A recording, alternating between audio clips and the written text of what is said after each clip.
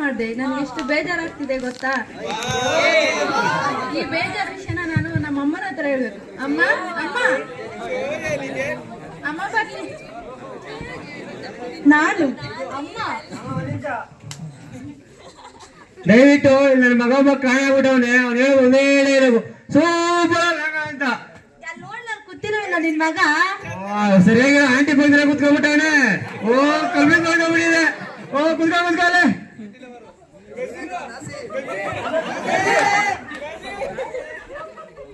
ನಾನು ಅಮ್ಮ ಅಮ್ಮ ಜಗನ್ಮಾತೆ ತೋರ್ ನಿನ್ನ ಪಾದವ ಸೈಡ್ಗೋಗಮ್ಮ. ನಮ್ ಚೇರ್ಮನ್ರು ಬತ್ತವ್ರೆ.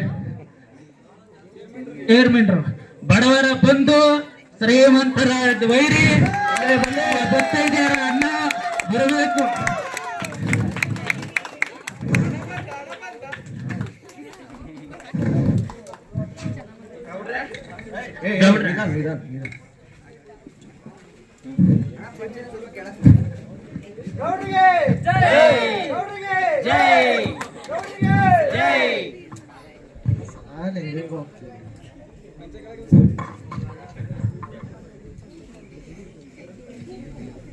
ನಮ್ ಗೌಡ್ರು ನಾಲ್ಕು ಮಾತು ಮಾತಾಡ್ಬೇಕೆಂದು ಕೇಳ್ಕೊತೀನಿ.